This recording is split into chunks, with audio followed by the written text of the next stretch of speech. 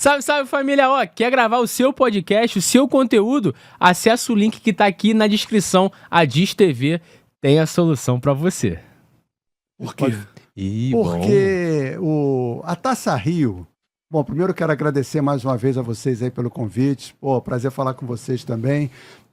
Tô fazendo 40 anos de TV Brasil, agora em 2024. Entrei lá em julho de 1984. Então, para mim é uma coisa bem marcante, né? De mesa redonda, estreiei em 87, então completei 47 anos, né? Uhum. É isso. Perdão, 37 anos, 37. né? De mesa redonda. Então, tem algumas histórias para contar. Agora, falando especificamente da Taça Rio, eu acho que é errado porque, ao longo do tempo, a Taça Rio ficou caracterizada como um segundo turno. Quando foi criada a Taça Rio, né, era a Taça Guanabara, o segundo turno não tinha nome, e criaram a Taça Rio para premiar o campeão do segundo turno. Aí acabaram com o segundo turno. Beleza. Mas mantiveram a Taça Rio numa disputa entre o quinto e o oitavo lugar. Então, se você daqui a um tempo pegar historicamente quem são os campeões da Taça Rio, aí você vai ver lá, acho que o maior campeão, acho que não sei se é Vasco ou Fluminense, agora realmente não me lembro, que é uma campeã da Taça Rio, e de repente vai aparecer lá outros campeões de Taça Rio que não são referentes a um turno, mas sim a uma disputa entre o quinto e o oitavo colocado. Então a federação, desmereceu uma criação dela, que é a Taça Rio, ao premiar os times que não se classificaram para a final do campeonato. Então eu acho que a Taça Rio deveria ser, até como um prêmio de consolação, mas não chamaria assim, entre o terceiro e o quarto colocado. Os dois que perderem as semifinais vão disputar a Taça Rio. E aí você teria uma outra motivação. E quem ficar entre o quinto e o oitavo faz um outro torneio lá qualquer, porque vale vaga para a Copa do Brasil, já tem a sua compensação. E você não desmerece tanto a Taça Rio e dá a alguém que pelo menos chegou na reta final do campeonato. Se tu pegar a Taça Guanabara... Perdeu, mas ganhou, né? Perdeu, mas medalha de ganhou. bronze. Perdeu. Medalha de bronze. Não, a Taça Rio... vaga para a Copa do Brasil, a Taça Rio atual. A Taça Rio perdeu, mas ganhou. Pois é. Não que o terceiro lugar também não seja. Não, sim, mas o terceiro lugar, olimpicamente, é medalha de bronze. Tanto que todo mundo fala que a medalha de bronze é mais festejada que a de prata, porque o bronze você ganha e a prata é para quem você perde. Então a Taça Rio seria mais um jogo. Mas tem um detalhe da Taça Guanabara também, que ela também perdeu a essência dela também. Que antigamente era a mesma situação da Taça Rio, você já classificava para a final. Se você ganhasse as duas, você era campeão direto. Hoje a Taça Guanabara ela é simbólica também. Também. Não, a Taça Guanabara, na sua origem, era um turno à parte, era fora do campeonato. É isso. Então, quem é o maior campeão da Taça Guanabara? É o Flamengo. Custa lembrar. 24. Então, aí o que acontece? Aí você pega a Taça... Invicto. Aí você pega a Taça Guanabara. Só que, por exemplo, antigamente, como você estava falando, essa Taça Guanabara o Flamengo ganhou agora. Semana passada, garantiria ele na final do estadual. Sim. Hoje não garante mais, ele tem que jogar semifinal de qualquer maneira. Na final, é verdade. Então ela é simbólica também, isso. a Taça Guanabara. Porque agora não tem mais, o campeonato já é outro. A Taça Guanabara é simbólica. A Taça Rio, no final das contas, ela acaba valendo mais que a Taça Guanabara. Sabe por quê? Porque a Taça Rio te dá uma vaga para a Copa do Brasil. Para aqueles times que não classificaram e que ficaram eliminados. O Botafogo tem que vencer essa Taça Rio aí para poder garantir vaga na Copa do Brasil do ano que vem. Por conta de ranking, né? Que a Copa do Brasil também tem uns convites pelo ranking das federações. Mas eles não tinham mudado isso agora? Acho que não. Não estão fazendo só por classificação? Tanto é que o Santos ficou de fora. O Santos ficou de fora. Ficou mal classificado no Campeonato Paulista. O Corinthians não está garantido ainda na Copa do Brasil também. Tem que ganhar alguma situação. Senão tem que jogar a Taça São Paulo lá também, lá no Campeonato São Paulo, para poder garantir. O calendário do Santos está... Eu acho isso mais justo, tá? Eu acho isso mais justo. A classificação pelo campeonato. O que não vale muito. Vou levantar uma questão que os nossos amigos vascaínos não gostam de lembrar, e os santistas também não. Mas lá em São Paulo as pessoas lembram muito disso, inclusive provocam os santistas, que agora nem adianta mais porque o Santos realmente foi rebaixado, né? Mas até pouco tempo atrás se dizia que Flamengo, São Paulo e Santos eram os únicos times que nunca tinham sido rebaixados. Sim. Mas em São Paulo, e especificamente em Santos, a Portuguesa Santista, né, a Briosa, provoca muito porque nos anos 80 a classificação para o Campeonato Brasileiro se dava exatamente em razão da classificação no Campeonato Estadual. E no campeonato de 83, 3 ou 4, agora acho que 3 ou 4. O Santos não se classificou, ele entrou como convidado. Ele deveria ter disputado a Série B do campeonato, Tinha muito isso, mas né? entrou como convidado. E em 84 isso aconteceu com o Vasco.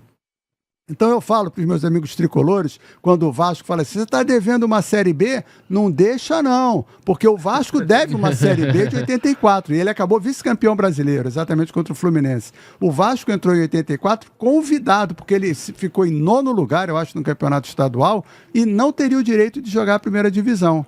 E entrou como convidado. Então, virada de mesa. Então, amigo tricolor, não deixa vascaíno zoar você, não. Tem mais história. Tem 86, a carta na manga. Tem. Ah, é, 87, 87 né? emblemática, né? É, mas 86, o Vasco foi rebaixado e o Botafogo também.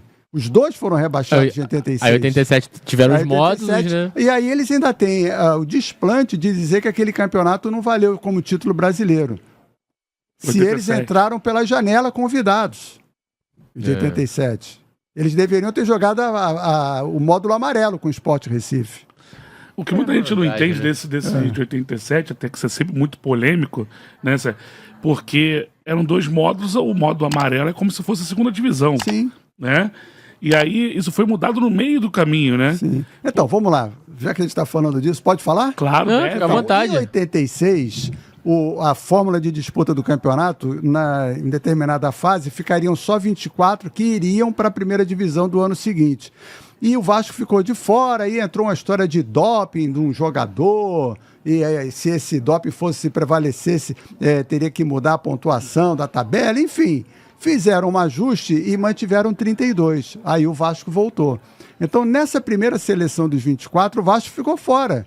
O Vasco estaria fora da primeira divisão de 87. Mas aí o Vasco continuou, mudança de regulamento no meio do campeonato, o campeonato seguiu e ao final da competição, quem ficou de fora da classificação foi o Botafogo. Então o Vasco foi rebaixado, né, no meio de 86 e o Botafogo no final de 86. Não estariam, e com o Zagallo de técnico, não estariam disputando a Série A do ano seguinte, 87. Mas aí veio aquela história, a Modo CBF verde. disse que não era CBF, era CBD. A CBD disse que não tinha condição de organizar, tal. Aí veio a Copa União. E aí a história está aí até hoje. Aí o restante a gente já conhece, né? A polêmica. do Flamengo Lembrando e que Sport. na época não tinha CBF, era CBD, e o órgão maior do esporte no Brasil era o CND, presidido pelo professor Manuel Tubino, pai do querido amigo Fábio Tubino. E na época, o Manuel Tubino reconheceu o Flamengo como legítimo campeão brasileiro. Mais nada a dizer. O Tem resto. vídeo do Eurico falando que o Flamengo é campeão De todos. de O Eurico- 1987. Pois é. Pois é, ele sempre falou isso mesmo, o Eurico, né? Mas Isso gera aí muita tem- Mas polêmica. foi ele que deu a confusão, né? Ah, E na é? hora da reunião, ele representando lá, aceitou o cruzamento. Entendi. Eurico Miranda, né? Isso é essência. Eurico Miranda, Gente isso é essência. boníssima. Eu me dava muito bem com ele. Cara, eu Ele exagerou na dose. assisti o Ele documentário dele. Ele Acho Que que é muito bom, por sinal. muito bom, É, é. muito bom. Até porque foi a Globo que fez e a Globo e o Eurico, eles não batiam muito, né? Pelo menos de fora, a visão que eu tinha. Mas o Eurico batia bem. Aquele episódio que botou o SBT, o cara tem que ser muito broncudo pra fazer aquilo, tá? Tem que ser muito broncudo. Mas o documentário dele mostra o que era o Eurico, né? Sim, ele errou na dose. Porque a grande rivalidade do futebol. O poder no Rio fez ele se Flamengo e perder? Fluminense. Sempre foi. Fla-Flu, Sim. né? Livros escritos e tal. O Eurico conseguiu tirar para o Vasco essa rivalidade, né? Só que ele errou na dose. E aí hoje, infelizmente, a gente vê a violência tomar conta de jogos entre Flamengo e Vasco. Isso que é triste, né? Aflorou demais. Exatamente. Então, Flamengo e Vasco não são adversários no campo esportivo só. São rivais mesmo, assim, entre nichos de torcida que não se cruzam de forma alguma. Então, nisso eu acho que o Eurico errou na dose, né? Mas, enfim, foi o preço que, infelizmente, a gente vai pagar aí, sei lá por quanto tempo Mas ainda. é por isso que tem uma divisão muito assim. Não sei se chega a ser uma divisão, mas a gente vê muitos torcedores do Vasco. Muita gente ama o Eurico, muita gente odeia o Eurico. Sim. Ele causou isso por conta, né, de como você falou, exagerou na dose, né? Era muito amor ao Vasco, mas ele acabou fazendo algumas coisas que prejudicaram até o próprio Vasco, né? Ó. O Flamengo era, historicamente, o clube que mais tinha cedido atletas para os Jogos Olímpicos. Foi de 88, né? O Flamengo mandou uma delegação enorme. Você fez, né? Eu fiz de Seul. Você cobriu, né? Seul. E isso batia tanto no Eurico que ele fez aquele investimento no Vasco Olímpico, né, que até o Balobê de Rouet, o cavalo, era patrocinado pelo Vasco. Ah, verdade, né? verdade. E assim, nada a ver, mas foi a época, foi a Olimpíada que o Brasil não trouxe nenhuma medalha de ouro, só de prata. Perdeu todas as finais. E depois todo coincidência, mundo... né? Todo mundo, é uma coincidência. Não dá para não registrar. Por que será? Mas não dá para não registrar. Foi isso mesmo que aconteceu. E o Vasco tirou do Flamengo esse carimbo de clube que mais cedeu atletas para uma edição dos Jogos Olímpicos. O Vasco passou a ser naquele investimento. Foi 2000, né? Acho que foi 2000. Só que depois todo mundo entrou na justiça para receber, muita gente ficou sem receber do clube e tal. Então essas loucuras do Eurico, que para muito vascaíno foi bacana, e eu acho assim, ele fez o Vasco crescer em termos de imagem, de mídia, dessas coisas todas. Por outro lado, teve esse prejuízo financeiro, né? O Vasco perdeu muito por conta disso também. Mas, enfim, eu gostava do Eurico como dirigente, era diferente. Como é que era ali no dia a dia? Você cobriu o Vasco? Algumas vezes. Pelo Jornal dos Esportes também. E depois pela TV, mas aí pela TVE, que agora é TV Brasil, a gente não é o setorista, não é o da rotina, do dia a dia. Mas ele foi algumas vezes ao programa de domingo, lá na TV, e sempre com boas participações. Sempre muito polêmico. Sempre, muito polêmico, divertido. Mas errava na dose. A televisão tivesse que o YouTube tem hoje aqueles cortes, eu ia dar muito corte pra todo mundo. Muito. Mas o Eurico no podcast, velho, que tem uma história com o Márcio Guedes, ele se xingando, ele e Eurico, ele e Márcio sentados um do lado do outro. Clássico, esse e um xingando o outro, teve que interromper o programa. Mas o Eurico tinha aquela questão da censura, censurou muitos jornalistas de entrar em São Januário, que está errado, né? Não é assim que funciona. Mas ele usava todas as armas que ele tinha numa de valorizar a alma vascaína. Então, por isso, muita gente idolatra o Eurico até hoje. E aí, gostou desse corte? Então deixa aquele like, se inscreve no canal e compartilha esse vídeo com seus amigos de Papo Podcast. Tamo junto.